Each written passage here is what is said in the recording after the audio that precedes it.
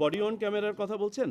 G, body on ক্যামেরার feed আমাদের এখানেও আছে এবং আমরা যেটা পাবো না সেটার জন্য বডি অন ক্যামেরা আনুমানিক 25,000 ডিপ্লয় হচ্ছে। এই 25,000-এর মধ্যে একটা সংখ্যক আছে আইপি বেসড, যারা সরাসরি ফিডটা দিতে পারবে, আর কিছু হচ্ছে তারা লোকালি শুধু রেকর্ড করে রাখতে পারবে, আইপি বেস না। সম্ভবত সংখ্যাটা 15,000 আর 10,000। তো যেটাই হোক না কেন, যেখান থেকে আমরা আইপি বেসড ক্যামেরা আছে ফিড পেতে পারি, যেটা আমাদের সিদ্ধান্ত গ্রহণে প্রয়োজন হবে, আমার তো minute by minute body on ক্যামেরার ফিড দেখার দরকার নাই।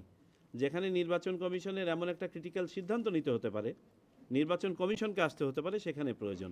তা না হলে যে ছোটোখাটো বিষয়গুলো ঘটে থাকে এগুলো তো প্রথমে প্রিজাইডিং অফিসার দেখবে, তারপরে অ্যাসিস্ট্যান্ট রিটার্নিং অফিসার, তারপর রিটার্নিং অফিসার, পরে না পুলিশ আছে, ইলেকশন কমিশন, আর পুলিশ মূলত এগুলো দেখবে। 50টা দল অংশগ্রহণ বলছেন, এখন 51টা আগে ছিল, এখন বলেন 50টা, কোনটা বাদ পড়লো? আর এটা কি আপনার সন্তুষ্ট কিনা যে এই রাজনৈতিক দলগুলো আসলো, সেটা কি সন্তুষ্ট? সম্ভবত একটা উইথড্র করেছে, আমার এক্স্যাক্টলি দলের নাম মনে নেই।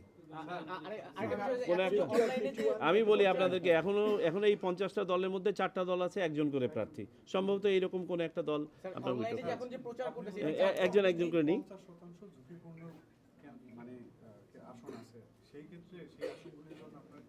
আসন না, কেন্দ্র। আচ্ছা, কেন্দ্রগুলোর প্রত্যেকটার আপনার স্থানীয় পর্যায়ে আমাদের আইন শৃঙ্খলা রক্ষাকারী সেল আছে। এই সেলগুলো এই সংবেদনশীলতা বিবেচনায় ওখানে ডেপ্লয়মেন্ট প্ল্যান করে থাকে, ফোর্স প্রিপজিশনিং করে থাকে। এগুলো অনেক টেকনিক্যাল ব্যাপার। ন্যূনতম ধরেন একটা কেন্দ্রে পরিপত্র অনুযায়ী থাকার কথা 15 জন। এই সংবেদনশীলতার নিরিখে কোনো জায়গায় সংখ্যাটা বাড়বে, আবার কোনো জায়গায় গ্রুপিং করে ওখানে আরেকটা ফোর্সকে ডিপ্লয় করা থাকবে, ইত্যাদি ইত্যাদি। জি, অনলাইনে প্রচারণা এখন অনেকে পার্টিরা চালাচ্ছে, এটা কি আচরণবিধি লঙ্ঘন? না, এটা আচরণবিধি লঙ্ঘন হবে না, এটা আচরণবিধি লঙ্ঘন হবে না। এই জন্য দেখেন, প্রচারণা কিন্তু এখনও চলতে পারে, তবে আনুষ্ঠানিক প্রচারণা, মিছিল, সমাবেশ, এইগুলো নিষিদ্ধ হয়ে গেছে। আইনটা পড়ে দেখবেন। এখন কোনো একজন প্রার্থী বা তার সমর্থক মানুষের সাথে যোগাযোগ করে হাতে হাত মিলিয়ে ভোট চাইছে, এটার মধ্যে কোনো সমস্যা নেই। ভোট নিয়ে একটি প্রশ্ন, সেটা হচ্ছে গ্রামে আমরা সার্ভে করেছি, তাতে অনেকেই জানেই না হ্যাঁ দিলে কি হবে, না দিলে কি হবে। তো এই বিষয়টি ইসি আপনারা কিভাবে প্রচার করেছেন ভোটারদের জানানোর জন্য, কোনটাতে ভোট দিতে হবে, কি দিতে হবে? না, আমরা কোনো পক্ষের কথা বলছি না, আমরা হ্যাঁও বলছি না, নাও বলছি না, আর এটা আমরা ক্লিয়ার করে দিয়েছি। তবে গণভোটটা কি, গণভোটের প্রশ্নগুলো কি, এই প্রশ্নের ভিতরে আর কি কি বিষয় আছে, এইগুলো সম্বন্ধে সচেতন করা হচ্ছে। দুইটা ব্যালট, পোস্টাল ব্যালট তো আলাদা কেন্দ্রই। ফলাফলের নিয়ে একটা সংশয় তৈরি হচ্ছে, রাজনৈতিক দল ভোটাররা বলছে যে চূড়ান্ত দেরি হতে পারে। আপনারা কি মনে হচ্ছে ফলাফল যেটুক সময় ন্যূনতম প্রয়োজন তার বেশি 1 সেকেন্ডও লাগবে না। হ্যাঁ, তবে তাড়াহুড়া করতে গিয়ে যেন ভুল না হয় সেদিকে খেয়াল রাখতে হবে, বিশেষ করে পোস্টাল ভোট গণনায়। কারণ পোস্টাল ভোটের তাও আবার দুটো ব্যালট না, শুধু বাইরে থেকে যে ব্যালটগুলো এসছে, প্রবাস থেকে যে ব্যালট এসছে, সেই ব্যালটে 119টা সিম্বল আছে। প্রত্যেকটা সিম্বল চেক করে দেখতে হবে কিন্তু, কারণ যদি একাধিক সিম্বলে কেউ ভুল করে মার্ক করে থাকে তাহলে ওই ব্যালটটা বাতিল হবে, ওই সময়টুকু দিতে হবে। আপনারটা শুনেছি, আমি আরেকজনেরটা নিই, যে বলে না এখন অভিযোগ এসেছে যে বলছে প্রশাসন এক পাশে হেলে গেছে, কমিশনও অন্ধের মতো ওই এক পাশেই কাজ করছে। আমরা তো গত 1 বছর 2 মাস ধরে বিভিন্ন ধরনের অভিযোগের উপরেই আছি, আমরা এটা নিয়ে চিন্তিত নই। আমরা সম্পূর্ণ আইনিভাবে স্ট্রেট লাইনে কাজ করে যাচ্ছি এবং সেভাবে কাজ হবে। ভোট কেন্দ্রে যদি সহিংসতা, ভোট কেন্দ্র কন্টিনিউ করবেন না বন্ধ করবেন, এই বিষয়ে এটা কি বলা সম্ভব? এখানে কোন ধরনের সহিংসতা হবে তার উপর নির্ভর করবে। এমন আমি বলি, যেটা হয়ে থাকে আপনার বিনা কারণে অনেক সময় গ্যাঞ্জাম লেগে থাকে, লাইনে দাঁড়ানো নিয়ে 2 জন মিলে ঝগড়াঝাটি লাগালো, সেখান থেকে আরও 4 জন এটার সাথে উৎসাহী মানুষ যোগ দিল, যেটা হয়ে থাকে আমাদের বাস্তবতা তো এটা। সো এখানে কি কেন্দ্র বন্ধ করে দেবে, হয়তো টেম্পোরারি করলো, অথবা হয়তোবা আরেকটু বড় আকারের হলো, টেম্পোরারি বন্ধ করে আবার সিচুয়েশন নিয়ন্ত্রণের মধ্যে এনে আবার ভোট শুরু হবে। আর যেখানে নিয়ন্ত্রণে আনা সম্ভব না হয়, যদি আমরা আশা করছি যে এই ধরনের ঘটনা ঘটবে না, যদি হয় তখন নেক্সট স্টেজের ব্যবস্থা নিতে হবে। স্যার আমার প্রশ্ন না, এই যে ইনফরমেশনগুলো একটু পরে হয়তো আমরা পেয়ে যাব, কিন্তু প্রত্যেক নির্বাচনের আগে 300 আসনের প্রার্থী তালিকা আমরা পাই, এবার আনুষ্ঠানিক প্রার্থী তালিকাও দেওয়া হচ্ছে না। আপনার ওয়েবসাইটে একটু ফ্যাক্টশিটটাই স্যারের হাতে, এটা হয়তো একটু পরে দেবে। এই যে 299 আসনের প্রার্থী তালিকা, এটা গণমাধ্যমের জন্য পেয়ে যাবেন।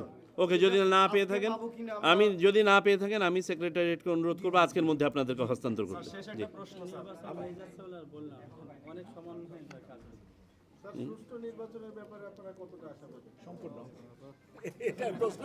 আমি যদি আচ্ছা আমি বলি না, তদুপরি এই ধরনের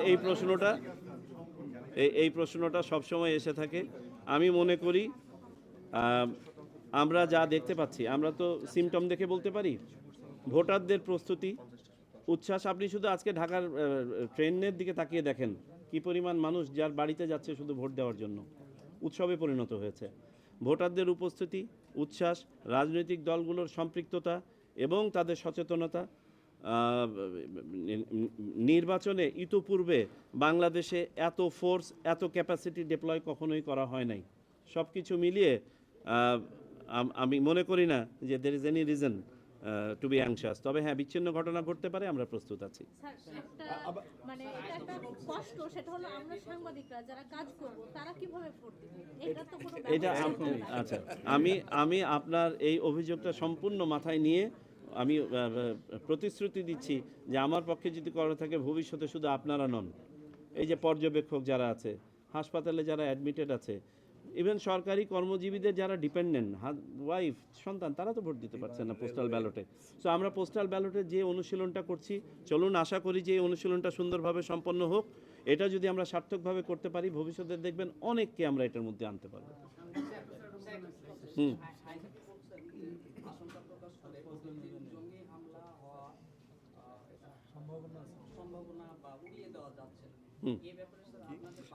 আমরাও কোনো সম্ভাবনা উড়িয়ে দিচ্ছি না।